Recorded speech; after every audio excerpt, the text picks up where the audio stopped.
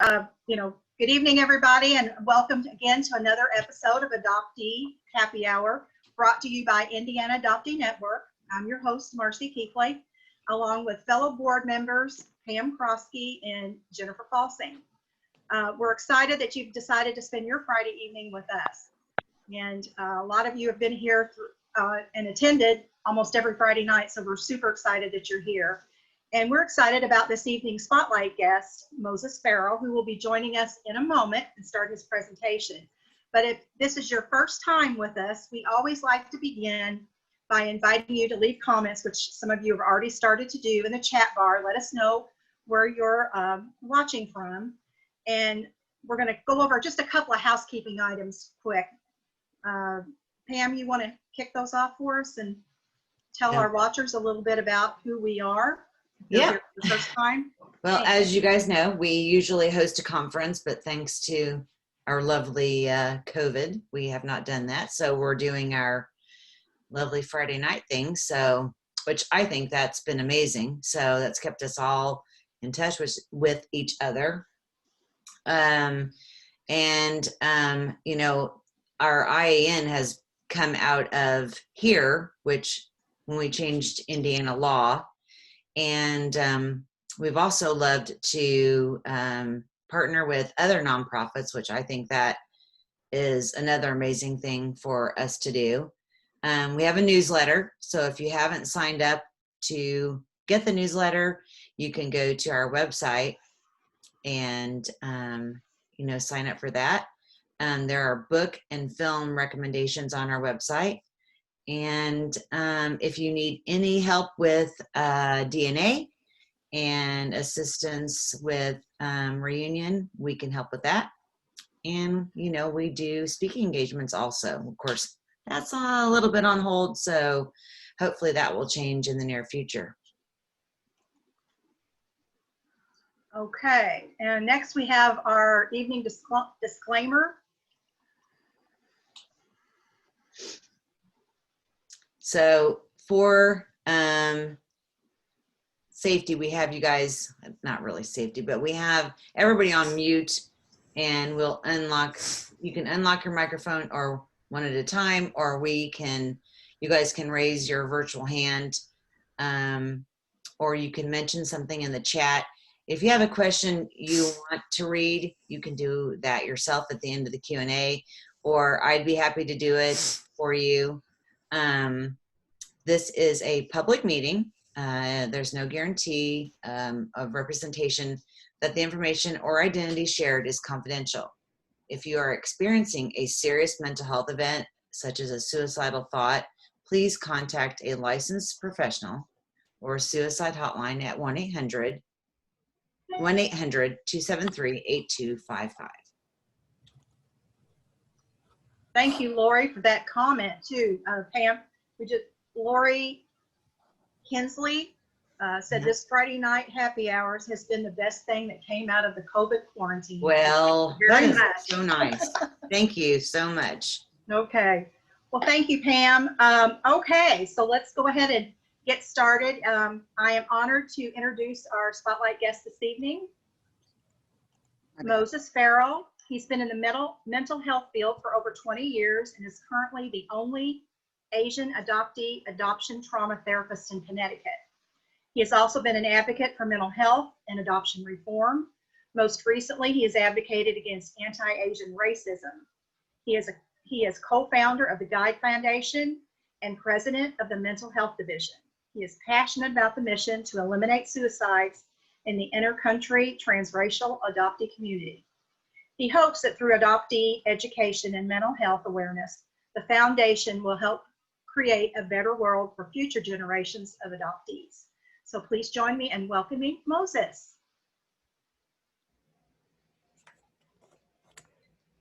Thank you very much. It is wonderful to be here. I have just prepared some talking points. So rather than have this be like a formal presentation, I'd invite this to be more of a conversation, a discussion, and in a way engaging you at that level. since this is something that is quite personal for all of us. So I want to be, mindful about that.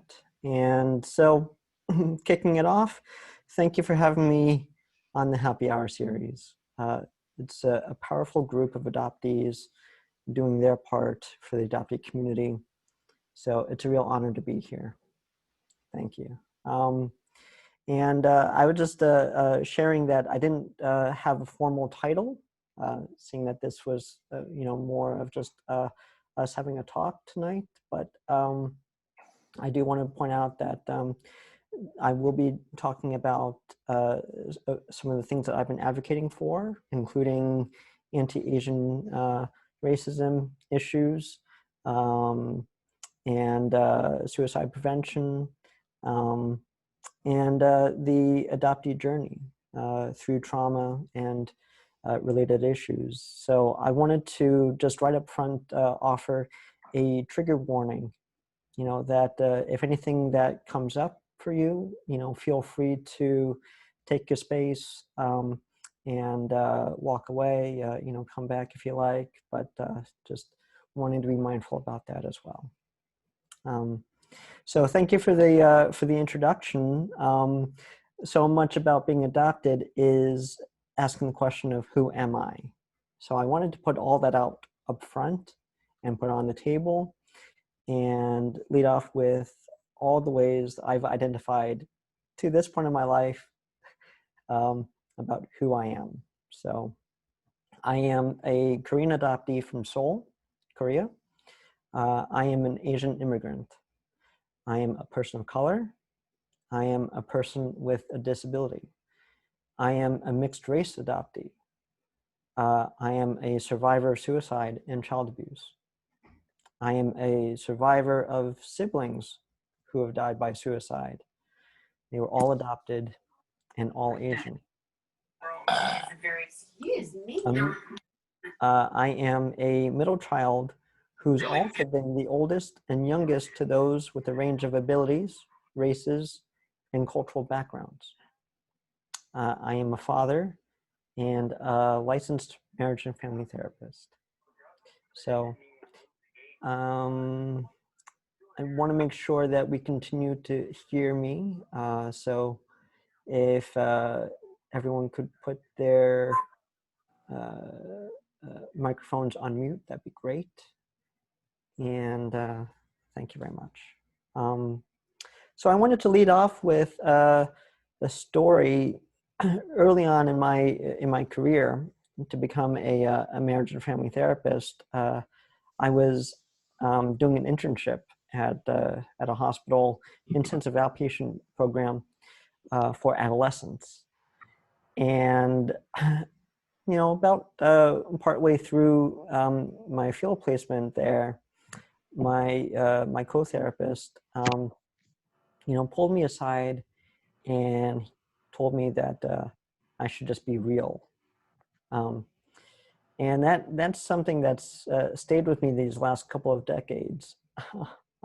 So it had a profound impact on me. And part of what he was saying was, with adolescents, you need to be real with them.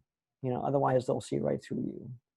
And but on a more deeper level, it gave me pause, to ask the question, what does it mean to be real? And that's something that I feel I've been struggling with really all my life.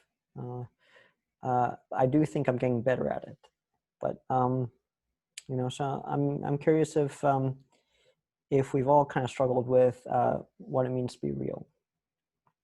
So when I talk about being adopted, I like to bring it back to nature. It helps to know that we are all of this earth and that we all belong here. And the sense of belonging is another central experience of being adopted. So a quote that I've often used and recently came back up is when a flower doesn't bloom, you fix the environment in which it grows, not the flower. This is by Alexander Den Heijer over in Denmark. So it, it gave me a few thoughts when I read this quote. It made so much sense to me. That it's not our fault when we're dropped into the wrong garden. In reality, we are each other's environments. And I wanted to kind of steer us towards being able to connect the right dots. And I'm being very clear about this, that it's not just connecting better dots or, it's really about connecting the right dots. And there really is like the right dots. So for me, when I hear that we are each other's environments, that really means we are each other's neighbors. We are each other's family members. We are each other's coworkers. We are sharing the same space with strangers and commuters and passerbys and people, at the stores. So we are each other's environments. And so connecting the right dot here really means that we do the work on ourselves to benefit those around us. And another quote that I like to mention that has come up, really, especially these last few months, to be emotionally literate is to be able to handle the emotions in a way that improves your personal power and improves the quality of life for you, and most importantly, the quality of life of the people around you. That was by Claude Steiner, a PhD, talking about emotional literacy. And this is really where I like to start with. It's about a time to practice empathy and kindness and compassion. And I put it in terms of, that we are in a time of civil unrest, when we must raise our voices to speak against injustices. So at the same time, it's a time to practice empathy and kindness and compassion for ourselves and each other. So that's the way I'm connecting those dots. Is Alexander's so right that we must look into our environment rather than trying to pass the blame, right? Rather than saying it's you that we need to fix. It's really looking at what is happening around you that's not allowing you to thrive, to bloom, to flourish. So, I was remarking before that this is the eve of Suicide Awareness Month, which is coming up in September. And it is so timely that I'm getting to speak at the end of this month, going into September.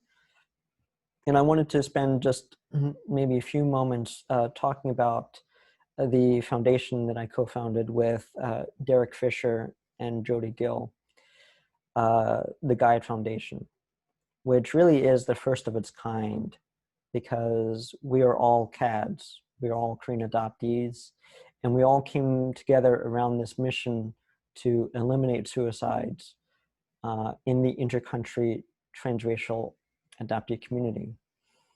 And we are doing it through adoptee education and mental health awareness. So we are actively building programs and resources that will benefit not only the Korean adoptee community, but the larger intercountry transracial adoptee communities. Oh, thank you for putting the link in the chat.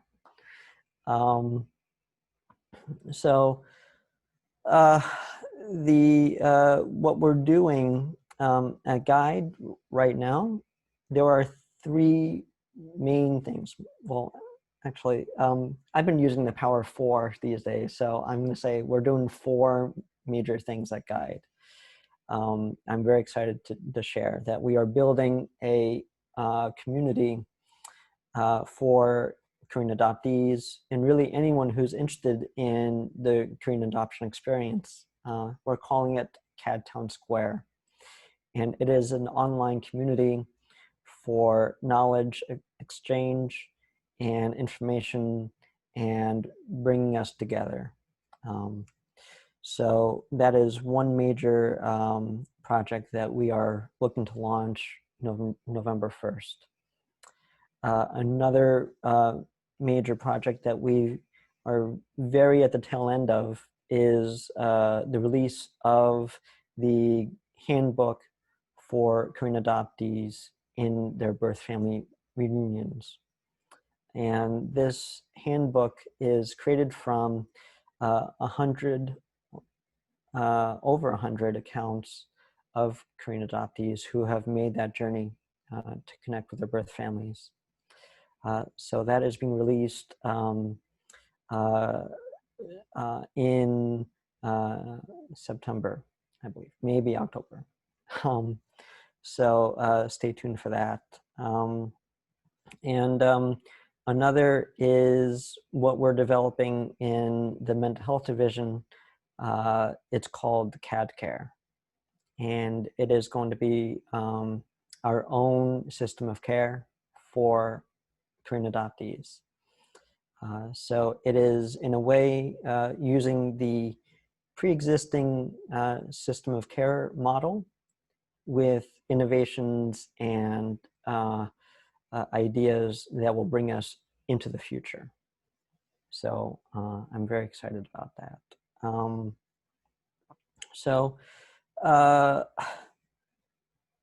I have been doing a lot of talks and presentations. I mentioned before that I had just spoken at the National Summit for Korean adoptees, for Korean American mental health professionals. It was the inaugural National Summit, and I was very honored to have a breakout session with them. I shared a few statistics there. So to bring it down to why suicide prevention is so important to me personally, with my own personal experience, but also for Guide, and also within the Korean adoptee community, and also within the larger adoptee community.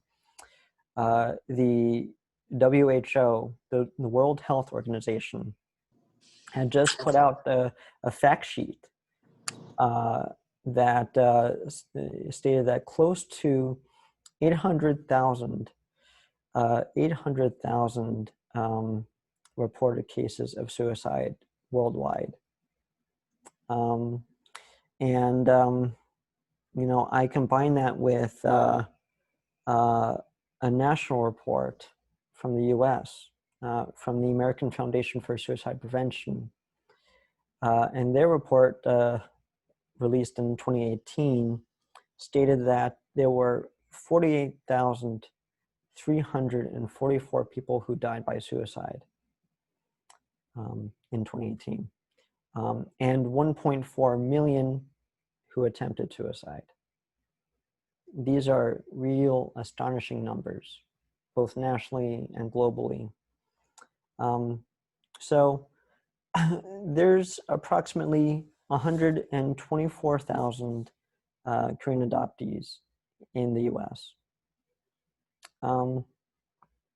And approximately 5 million adoptees in the US.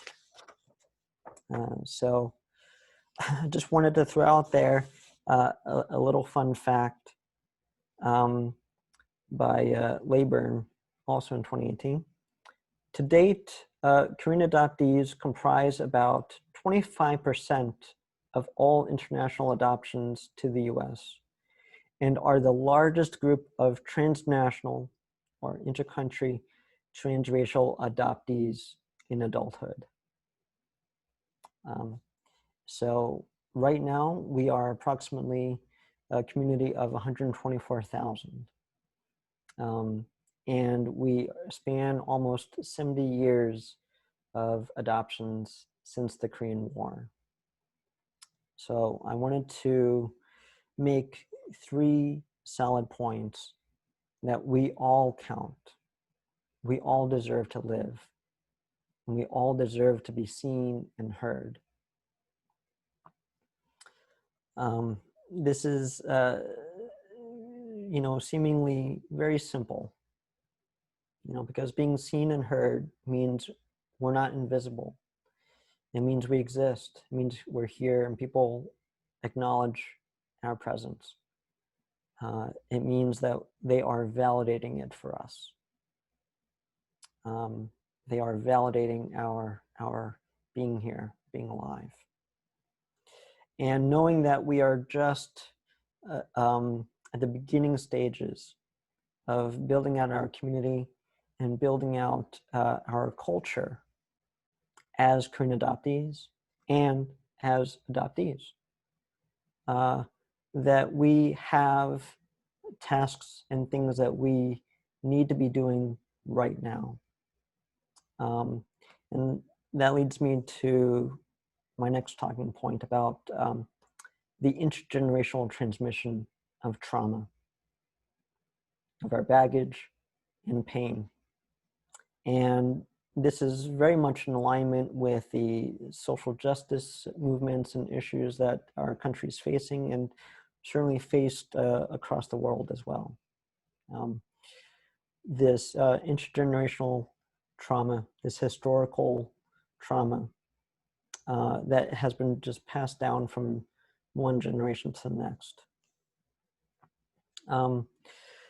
So as transracial adoptees, speaking for myself and those who have spoken up, we have experienced internalized racism. And this belongs in the broader fight against anti-Asian racism. Really just against racism itself and xenophobia. We are socialized by white adoptive parents who are told that it was okay to do that. So our lives are taken over by the trauma and subsequent layers of trauma from the social narratives and constructs that keep us silenced and complicit.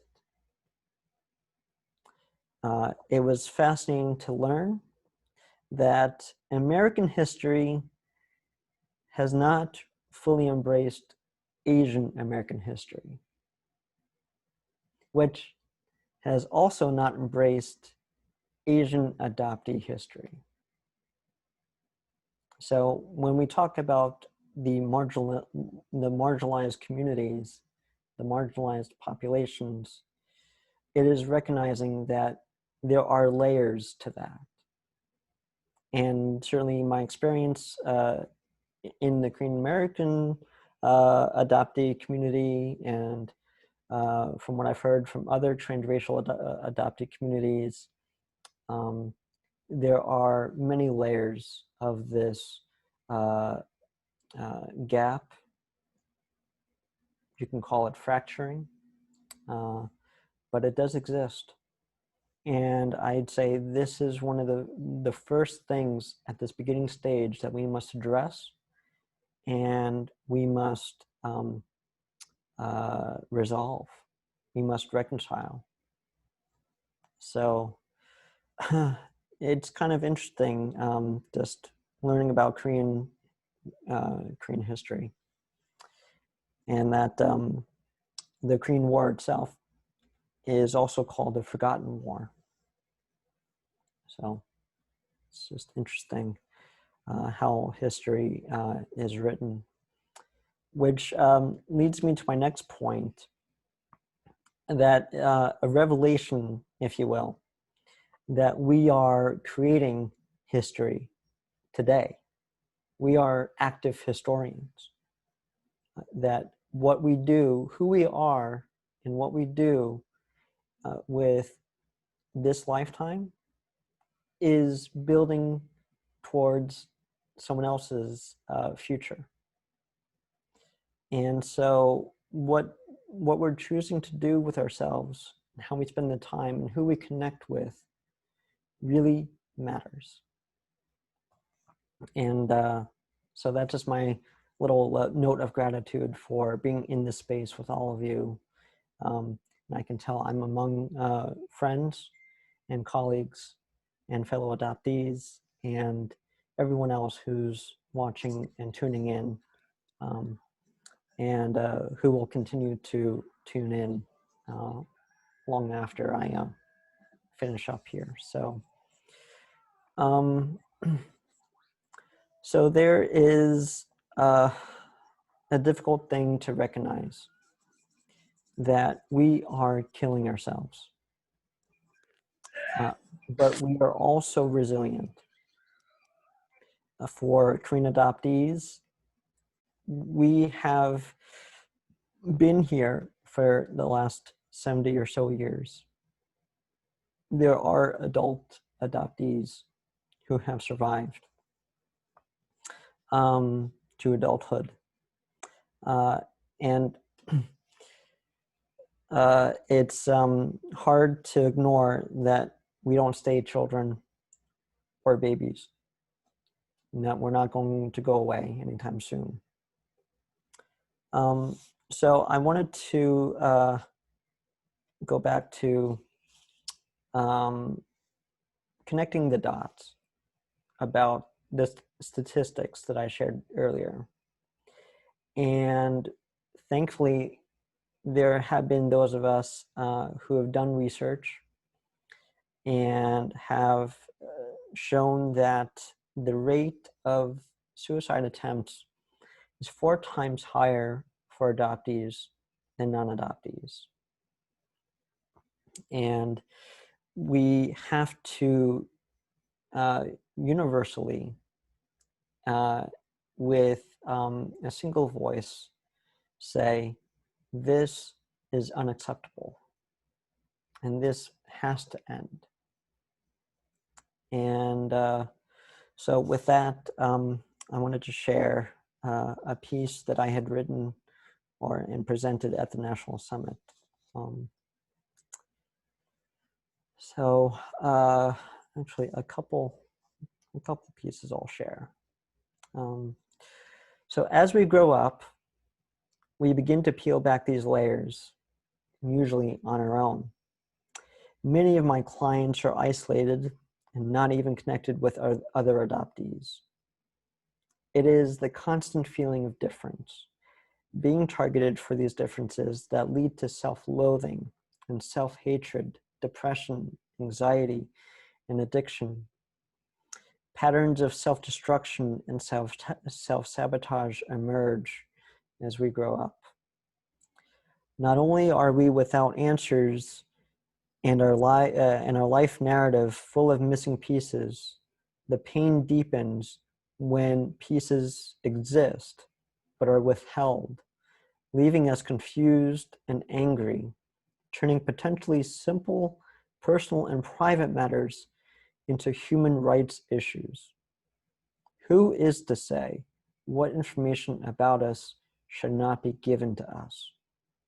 So with that, I want to say a note of gratitude for your efforts and your success at releasing birth certificates in Indiana. So let's see. Here's another piece. We are stuck in a system, an industry that is desperate these days.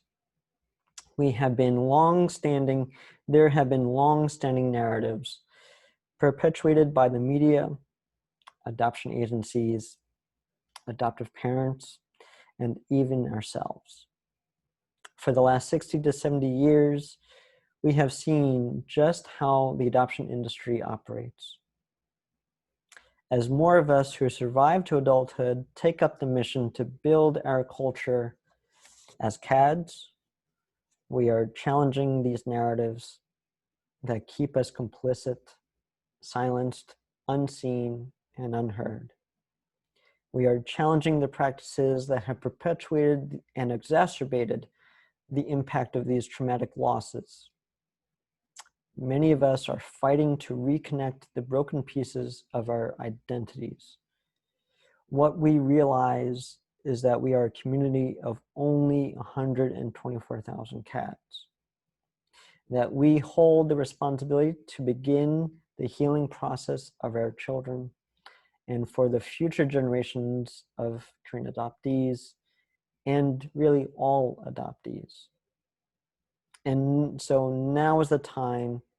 It's up to our generation to build a foundation, set it in a direction of health that allows us to be who we are so we can live and thrive. So on that note, let's see. We are at the very beginning, a community of 5 million in the US. We must keep our eye on the future generations of adoptees. And at some point, we will be a force too big to ignore. So we must do what we can today to make sure that we are going in the right direction. For me, that means the next wave, there needs to be this next wave of adoption trauma-informed education. In the US, it has been wonderful to see this growing movement to become trauma-informed. And people like Nadine Harris, who is speaking up and advocating for everyone to embrace this reality that we must be trauma-informed, not just for ourselves, but for our children. So I put it to you, I will lead off with my question about what do you feel is the most important thing we need to be doing right now, given everything I've just shared? And for me, my answer is we must break the trauma cycle. So, and from here, I open it up to a conversation, to hearing your questions, your thoughts, and welcome whatever you'd like to share. Thank you, Moses.